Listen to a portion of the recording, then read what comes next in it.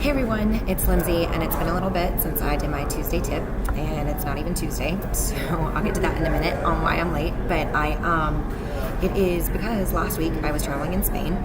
It was a dear friend. I was in a dear friend's wedding, and also my anniversary. So it was an amazing trip, an unbelievable time, just unbelievable time. And I could go on and on about it, but I won't. I'll spare you.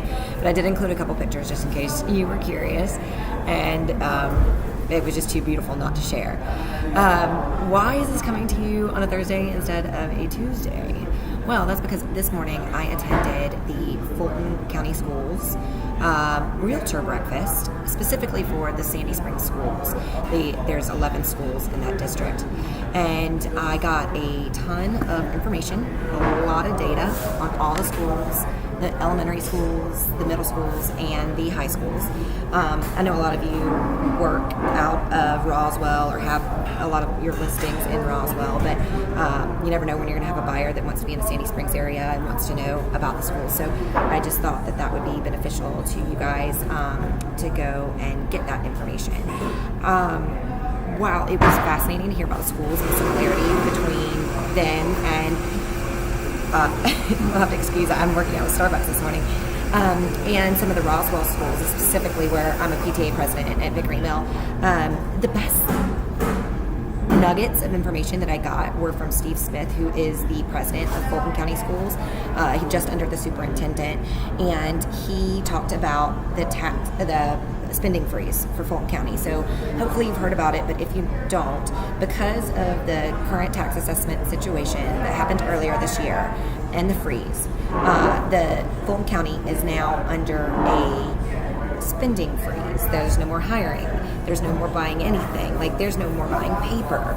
Whatever you have in your school is what they are now going to have to work with until this gets resolved. Tomorrow they go to court.